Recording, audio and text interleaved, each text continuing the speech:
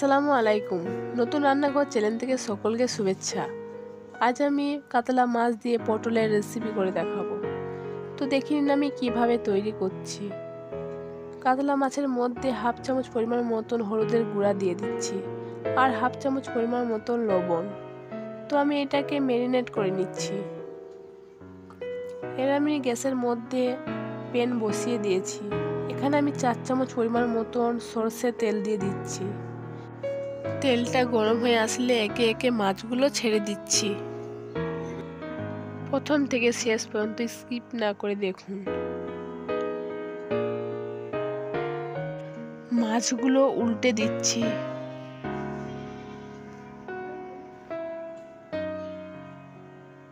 দেখুন ভাজা হয়ে গেছে, এবার আমি তুলে নিচ্ছি।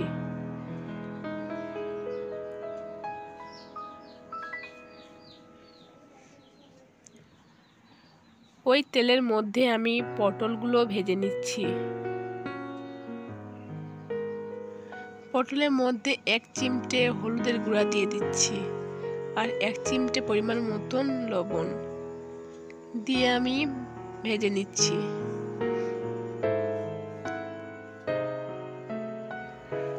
পটলগুলো আমি উল্টে দিচ্ছি।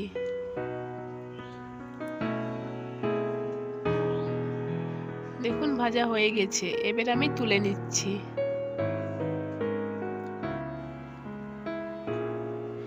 ওই তেলের মধ্যে তেজপাতা, 1 চামচ পরিমাণ মতন গোটা জিরে, 4টে কাঁচা লঙ্কা ফোড়ন দিচ্ছি। 3 সেকেন্ডের মতন আমি নাড়াচাড়া করে নিচ্ছি। এখানে পেঁয়াজ পেস্ট দিয়ে দিচ্ছি। তো হালকা করে আমি নাড়াচাড়া করে নিচ্ছি। আর টমেটো পেস্ট দিয়ে দিচ্ছি।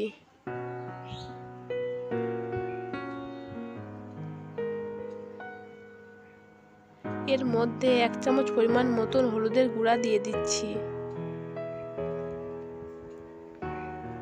আর 1 চামচ পরিমাণ মতো মরিচের গুঁড়া,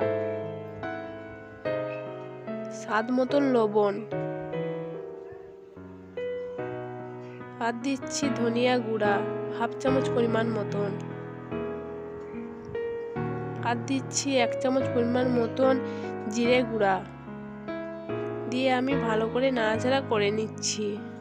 দেখুন মশলাটা কষা হয়ে গেছে, এবার আমি 1 কাপ পরিমাণ মতন জল দিয়ে দিচ্ছি।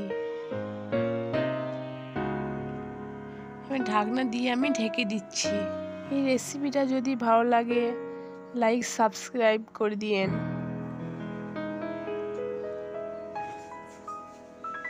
1 মিনিট পর আমি ঢাকনা খুলে দিচ্ছি। দেখুন জল ফুটে উঠেছে, এবার আমি একে একে মাছগুলো সব ছেড়ে দিচ্ছি।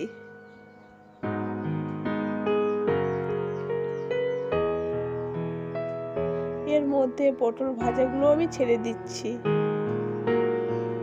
তো আবারও আমি ঢাকনা দিয়ে ঢেকে দিচ্ছি। 5 মিনিট পর আমি ঢাকনা খুলে দিচ্ছি।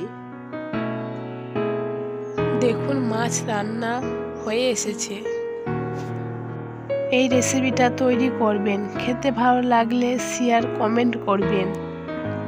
এবার আমি পরিবেশন করছি কাতলা মাছ দিয়ে পটলের রেসিপি। এটা গরম ভাতে দারুণ জমে। আমার রেসিপিগুলো যদি আপনাদের ভালো লাগে তো এগিয়ে যেতে সাপোর্ট করবেন।